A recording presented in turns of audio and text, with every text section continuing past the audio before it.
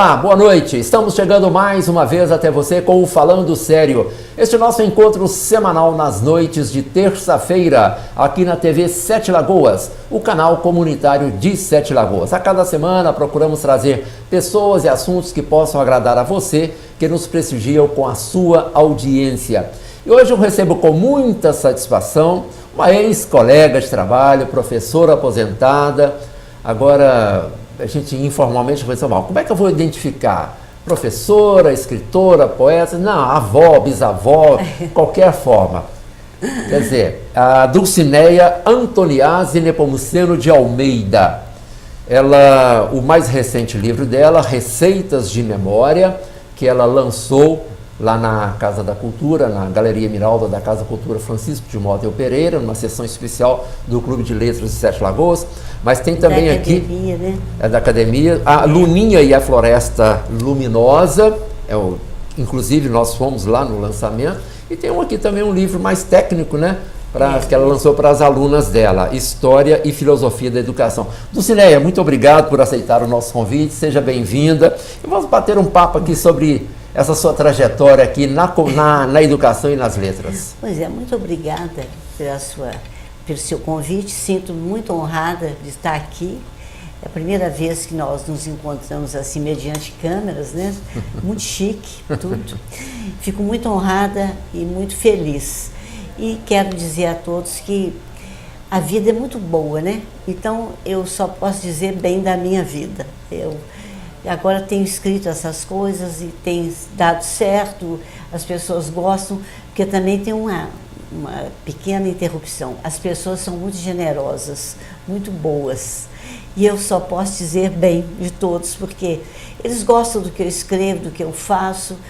Então é só agradecer. E ao Rosalvo também agradecer a gentileza dele em me convidar para aqui, que eu estou aqui muito feliz.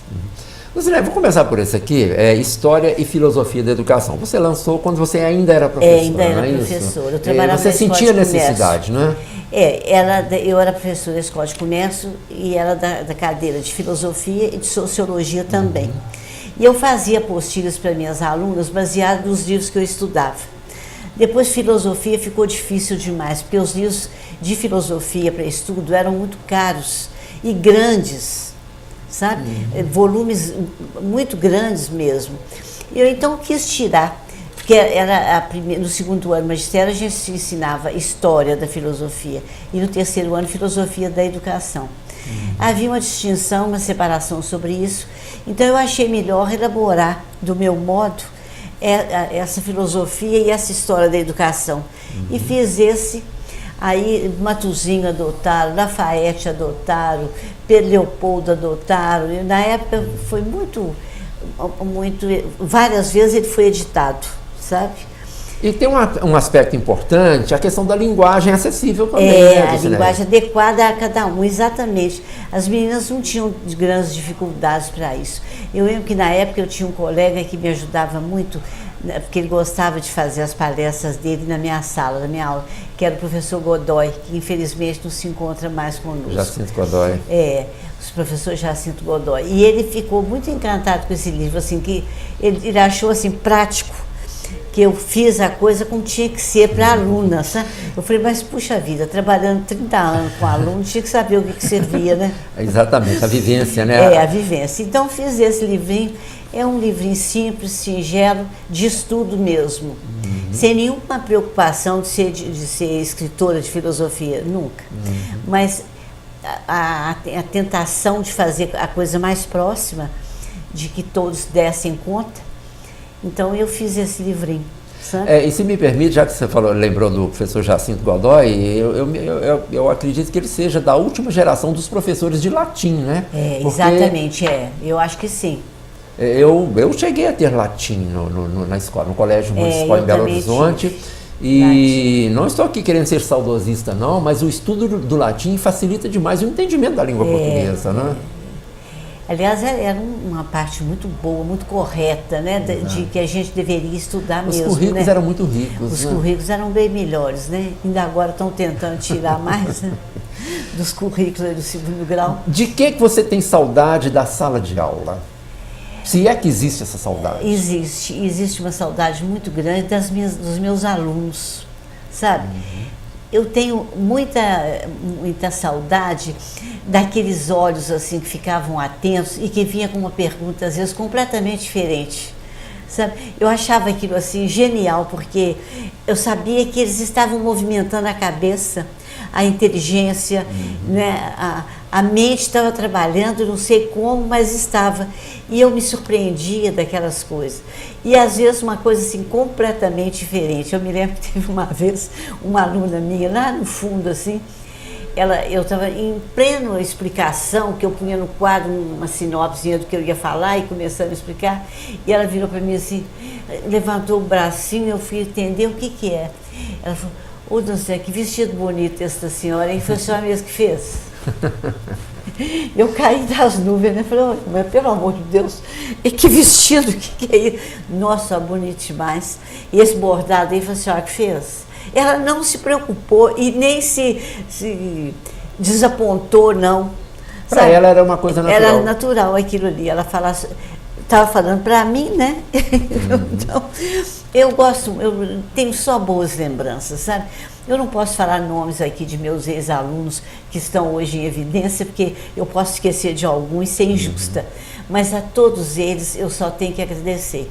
Aluno, aluna, desde o primário, quando eu trabalhava com a dona Lira, eu tinha 2º ano primário lá, na dona Lira, num grupo. Eu me lembro que eu preparei para um Dia das Mães lá, com os meus alunos, todo dia uma receita. E depois fizemos todo ilustrado, caderno, e pus capa de pano. Fiz lá em casa, na minha casa, as capas assim, de pano, levei, colei. Ficou muito bonitinho o presente. E passou, foi ótimo, os alunos deram as mães e tal. Quando no dia seguinte chega uma mãe chorando lá, também é muito conhecida, mas não precisa citar quem, né? Eu levei aquele susto dela chegar lá chorando, falou assim: eu estou emocionada com o presente que você arrumou para nós, tão lindo. Então, eu fiquei muito emocionada também, muito feliz, sabe? Então, eu acho assim que a vida tem me ensinado muito e me ajudado muito. Eu também tenho boas lembranças do meu tempo de sala de aula, né? E acho que o bom dessa profissão é uma profissão tão sofrida, tão mal cuidada, né? Mas também é tão gratificante você ver, por exemplo, tantas pessoas com as quais você contribuiu para a formação de uma personalidade, um caráter, um encaminhamento para a vida, né? Isso é muito gratificante, né? Muito, muito, sim.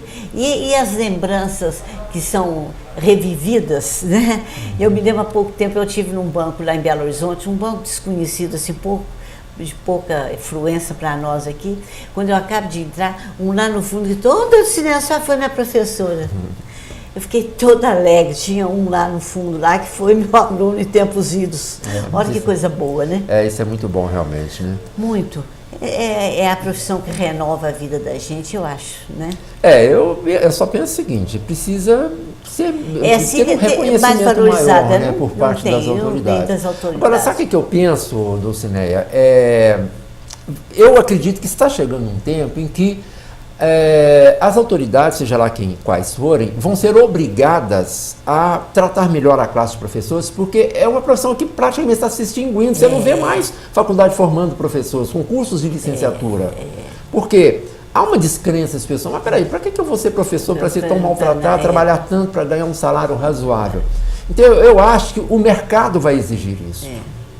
E eu acho que está próximo isso, sabe? De o próprio mercado exigir que as autoridades cuidem melhor, né? Assim.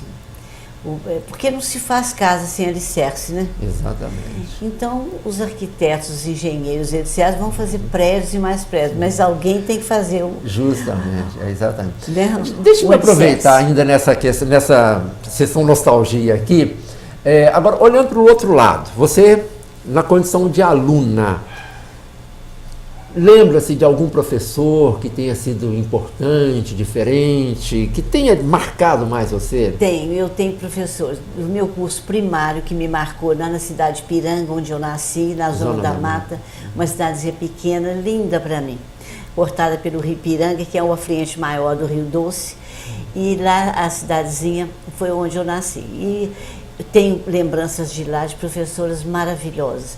Tem lembranças de Lafayette, do colégio, onde eu fiz o curso magistério, que eu tive um grande professor, que era o doutor Astor Viana, famoso lá no interior, que ele era dono de cartório.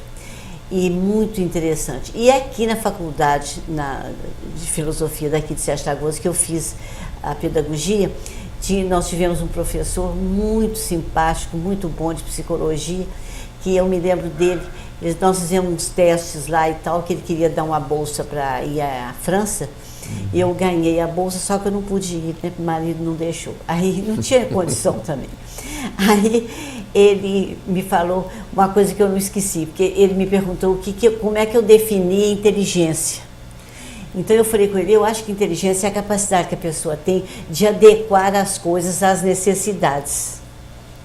Interessante. Aí ele falou, nossa senhora, eu vou escrever e não vou te pagar direito autoral, vou pôr no meu livro. Eu gostei demais da brincadeira e ele me marcou de ter me dado esse valor, né? Mas é interessante isso, enquanto você fala, e eu também tenho os professores que vão ficar sempre na minha memória, né?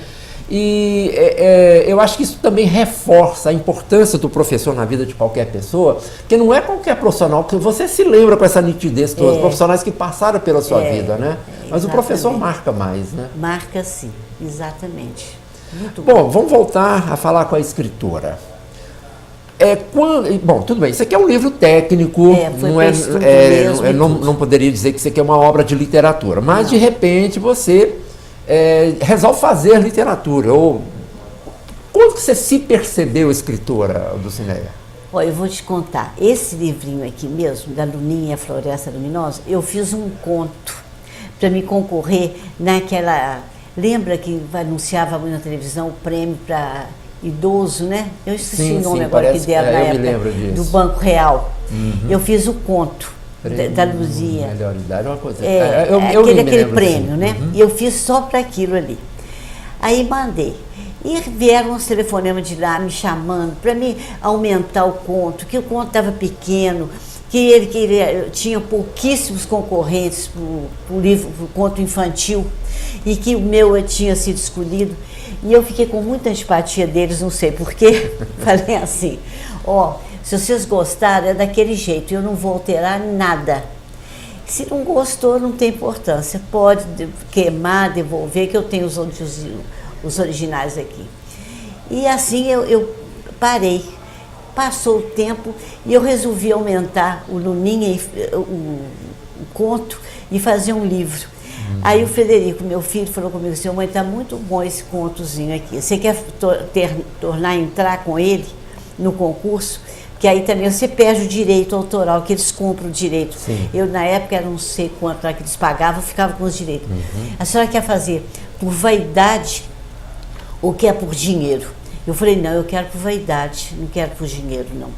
Eu quero manter, para mim, eu mesmo vou editar. Assim surgiu o Luninha e a Floresta Luminosa.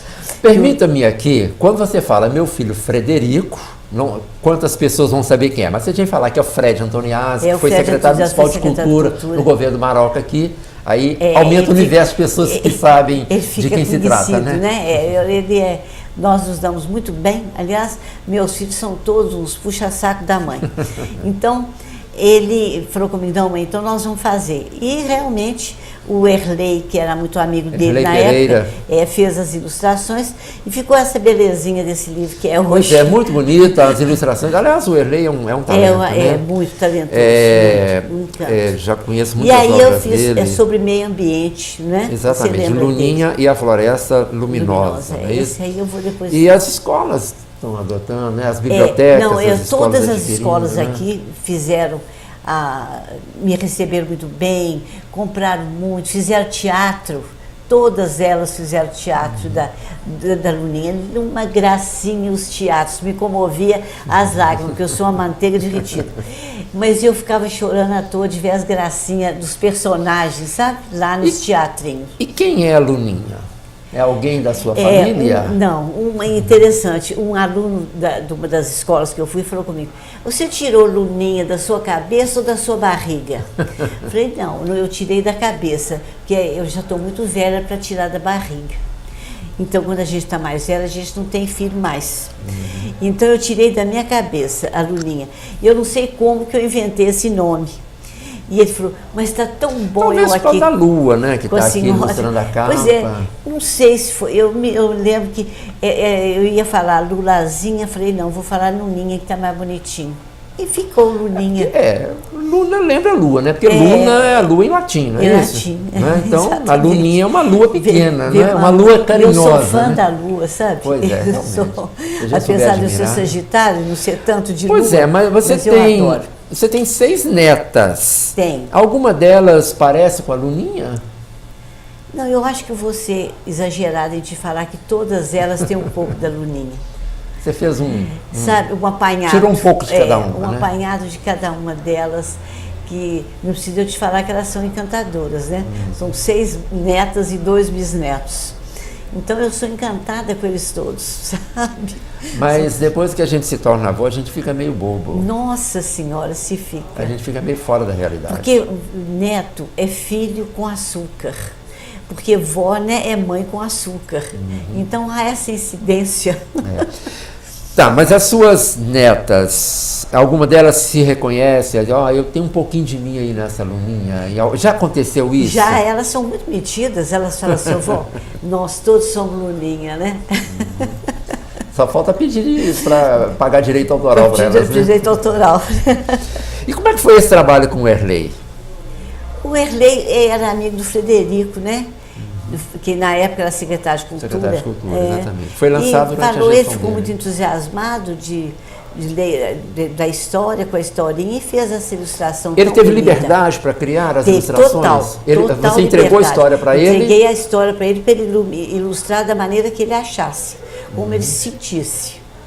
Sabe? Tá, e aí você viu, e como que foi o seu primeiro contato com as ilustrações? Ele levou num papel para você? Levou. Primeiro ele fotografou todas, né?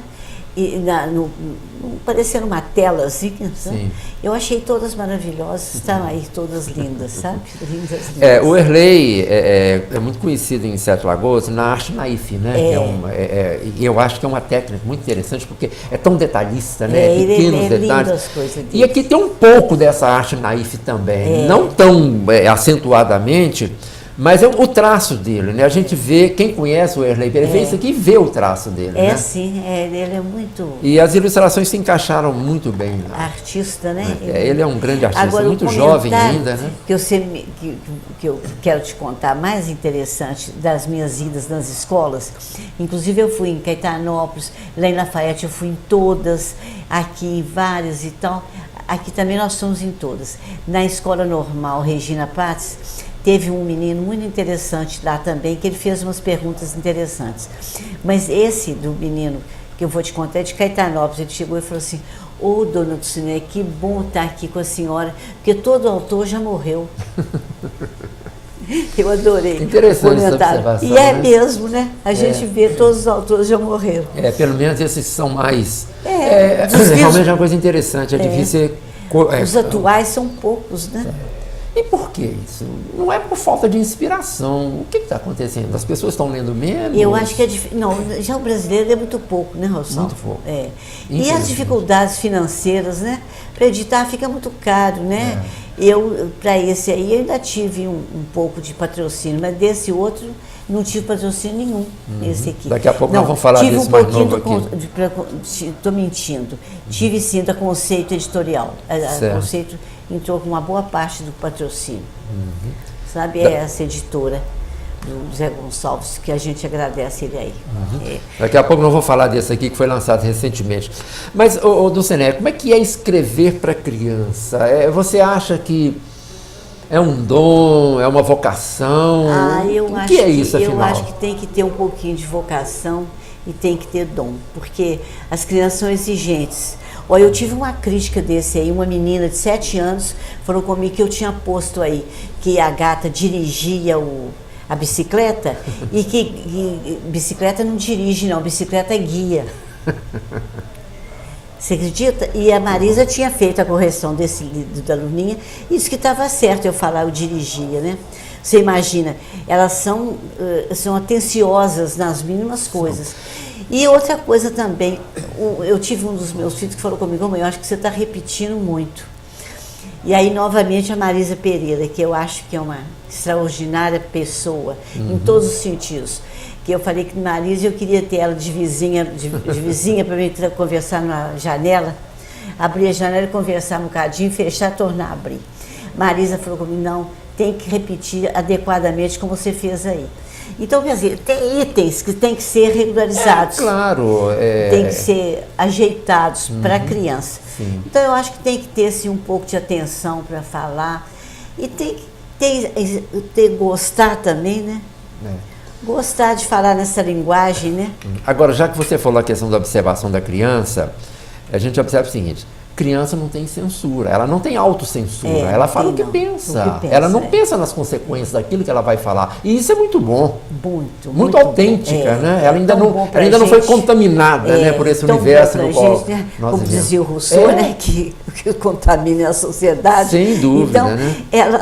Eu acho muito interessante, porque nós fizemos um lançamento lá na escola cenecista, com a Isabel Dairo. Isabel era secretária contadora de histórias, época, contadora de história, muito amiga, uma pessoa extraordinária. Ela gostava muito de contar a história da Luninha. Então teve um menino lá que ele me escreveu uma cartinha, mandou entregar lá em casa, e na cartinha ele falava comigo: eu queria dar uma sugestão para a sua obra, usou essa palavra, para fazer, até com a Luninha mesmo, para enfrentar preconceito, enfrentar dinheiro e enfrentar pouco caso. Ele quis dizer exatamente o que hoje domina, né? Que hoje se dá o nome de bullying, né? O preconceito, exatamente, de todo jeito, né? Do sexual, do racial, do religioso, né? Você vê um Estado Islâmico aí, loucura, né? E a gente fica preocupado com os meninos que vêm, né?